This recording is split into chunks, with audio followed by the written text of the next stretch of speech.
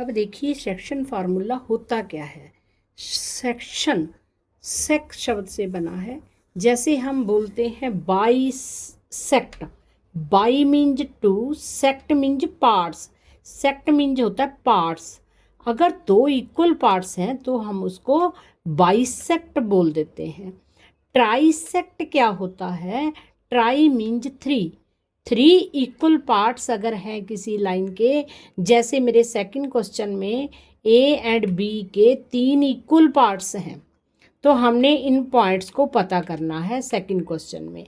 वैसे मैं आपको सेक्शन बता रही हूँ क्या होता है।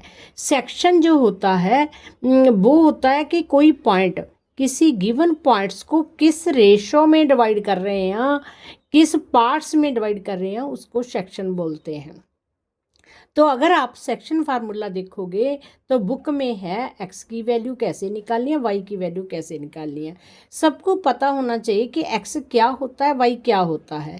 एक्स जैसे है, एक्स एंड वाई दोनों उस पॉइंट के कोऑर्डिनेट होते हैं जो किसी लाइन को डिवाइड कर रहा है। जैसे ए एंड बी एक लाइन है, इसको पी डिवाइड कर रहा है, उसके अंदर कोई पी पॉइंट है, किस रेशो में डिवाइड कर रहा है, वो रेशो को हम m1 एंड m2 लेते हैं।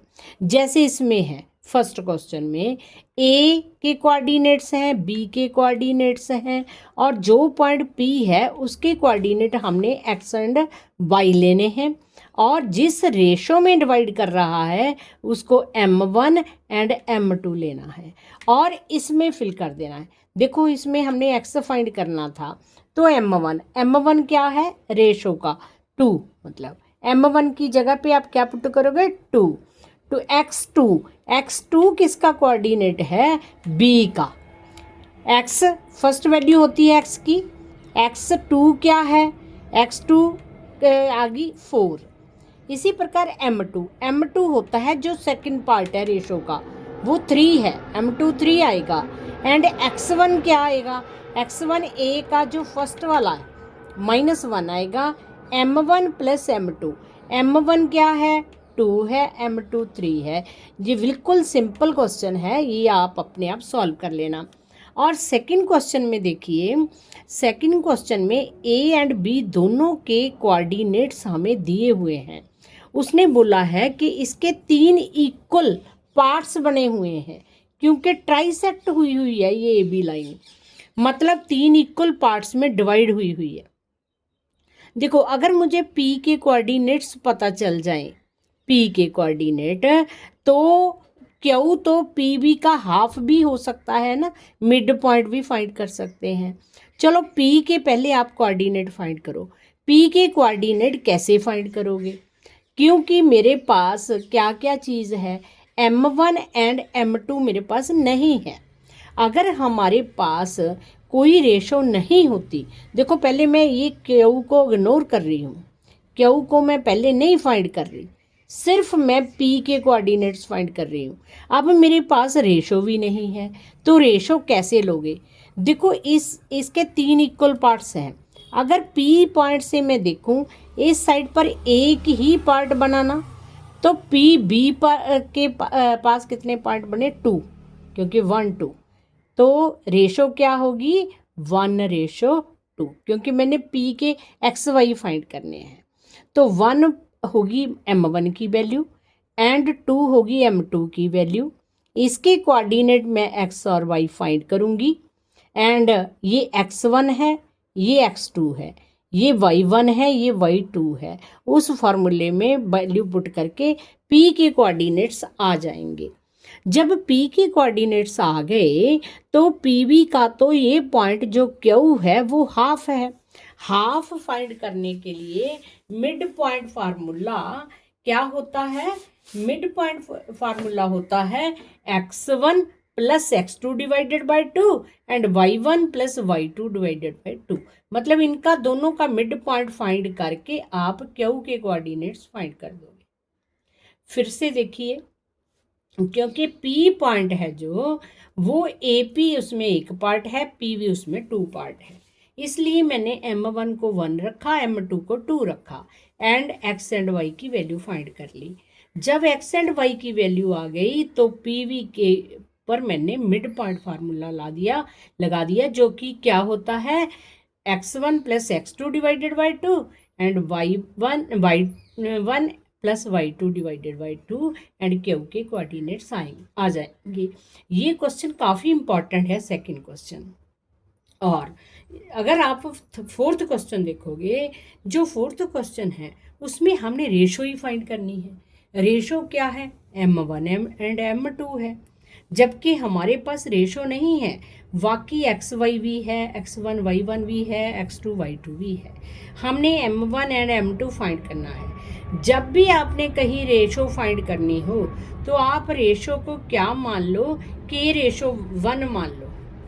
k रेशो m1 की वैल्यू k ले लो और m2 की वैल्यू 1 ले लो और वैल्यू इस फार्मूले में पुट कर दो। जब आप पुट करोगे तो आपके पास k की वैल्यू आ जाएगी। कोशिश करना ये m2 फाइंड करने के लिए जो कोऑर्डिनेट हैं, आप किसी मर्जी में चाहे x की वैल्यू फाइंड कर लो, चाहे y की वैल्यू फाइंड कर लो, k की वैल्यू तो आ ही जाएगी, क्योंकि m1 एंड m2 को हम m1 को k सपोज कर लेंगे एंड m2 को 1 सपोज करना है। कहीं भी आपने रेशो फाइंड करनी है, हमेशा k रेशो 1 में रेशो अपने आप ले लो और उसको सॉल्व कर लो। अगर आप फिफ्थ क्वेश्चन आपकी बुक का देख रहे हो कि कोई पॉइंट एक्स एक्सिस पर है जो कि ए एंड बी लाइन को इंटरसेक्ट कर रहा है किसी पॉइंट पर, हमें पता नहीं इस पॉइंट का, है ना, तो हम रेशो तो अंडरस्टूड है कि k रेशो 1 लेंगे, क्योंकि हमें रेशो पता नहीं है। और जो p है वो किस लाइन के ऊपर लाई कर रहा है, वो एक्स एक्सिस के ऊपर लाई कर रहा है, इसलिए इसके कोऑर्डिनेट क्या बनेंगे, x एंड 0 बनेंगे, क्योंकि y तो वो x से गया ही नहीं, ना ऊपर की तरफ ना नीचे की तरफ, इसका मतलब y की वैल्यू 0 बनी। x की वैल्यू इसके ऊपर है क्योंकि x एक्सिस पर लाई करता है, तो इसका मतलब आपको p के पॉइंट्स पता चल गए। तो अगर ऐसा कोई आ जाए आपके पास, क्योंकि हमें ये वाला पॉइंट पता नहीं है, तो जो 0 है, y एक्सिस 0 है तो y फाइंड करिए जो 0 है। अगर पॉइंट y एक्सिस पर होता तो हम यहाँ x फाइंड करते। फार्मूला x का भी आपको पता है, y का भी पता है। अगर तो ये पॉइंट x एंड 0 कोऑर्डिनेट हैं तो आप y फाइंड करिए, क्योंकि y इसमें 0 है। अगर ये होते 0 एंड y तो आप x की वैल्यू यहाँ लगाते और k की वैल्यू फाइंड कर लोगे कि किस रेशो में ये डिवाइड कर रहा है। अब देखिए आपका जो सिक्स्थ क्वेश्चन है, सिक्स्थ क्वेश्चन में ABCD जो हमें दिया हुआ है वो क्या चीज़ है, ABCD हमें जो दिया है वो क्या चीज़ है, वो एक पैरेललोग्राम है।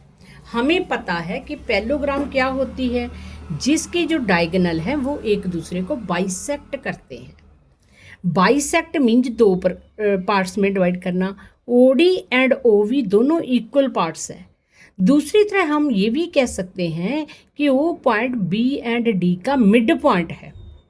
मुझे D के कोऑर्डिनेट्स पता है, B के भी पता है, तो मैं मिड पॉइंट फार्मूला लगा लूँगी इसमें। जैसे मैं x का लगाया, x1 plus x2 divided by 2, x1 इसमें 3 है, x2 4 है, 3 plus 4 divided by 2 is equal to, देखो ये वो पॉइंट A एंड C का भी मिड पॉइंट है, क्योंकि इसके दोनों डायगोनल एक दूसरे को बाइसेक्ट करते हैं। बाइसेक्ट मैंने पहले आपको बता दिया कि इक्वल पार्ट्स में डिवाइड करना, जा कह लो मिड पॉइंट। तो मैं A एंड C का भी मिड पॉइंट फाइंड करूंगी। A एंड C का मिड पॉइंट कैसे फाइंड करूंगी, इसका भी x1 plus x2 divided by 2 करके, है ना। तो दोनों मिड पॉइंट्स को मैं इक्वल रख दूंगी, क्योंकि इसका भी वही मिड पॉइंट है और इसका भी वही मिड पॉइंट है। दोनों को इक्वल रख के x की वैल्यू मेरे पास आ गई। फिर ऐसे ही हम y की वैल्यू फाइंड कर लेंगे, जैसे y1 plus y2 divided by 2 is equal to y1 plus y2 divided by 2। तो इस प्रकार मेरे पास y की वैल्यू आ जाएगी। जो सेवन्थ क्वेश्चन है, ये सेवन्थ भी काफ़ी इम्पॉर्टेंट क्वेश्चन है, मतलब काफ़ी बार पेपर में पूछा जाता है इस प्रकार का क्वेश्चन। सेवन्थ चैप्टर में से केस स्टडी का क्वेश्चन आ सकता है। तो आपने इसको, ये सर्कल है, सर्कल का ये डायामीटर है जो कि सेंटर में से होकर जा रहा है। डायामीटर जो होता है वो सेंटर पर, सेंटर क्या होता है डायामीटर का, मिड पॉइंट होता है ना। तो मुझे मिड पॉइंट के कोऑर्डिनेट्स पता हैं, बी कोऑर्डिनेट्स पता है, मैंने ए के फाइंड करने हैं। तो मैं मिड पॉइंट फार्मूला लगा सकती हूँ ना, क्योंकि ए भी एक डायामीटर है जो सेंटर में से होकर जाता है। सेंटर पर ये दो इक्वल पार्ट्स में डिवाइड होता है, इसका मतलब ये मिड पॉइंट है। मिड पॉइंट कैसे निकालते हैं, x1 + x2 divided by 2 is equal to mid point. ठीक है ना, ये मुझे x1 पता नहीं, मैं x1 ही लगा लूँगी। इसमें x2 पता है 1 है, divided by 2 is equal to this mid point. ऐसे ही y का लगा लूँगी, y1 + 4 divided by 2 is equal to -3। And ये दोनों x1 एंड y1 की वैल्यू आ गई 3 एंड -10, जो कि a के कोऑर्डिनेट्स बन गए।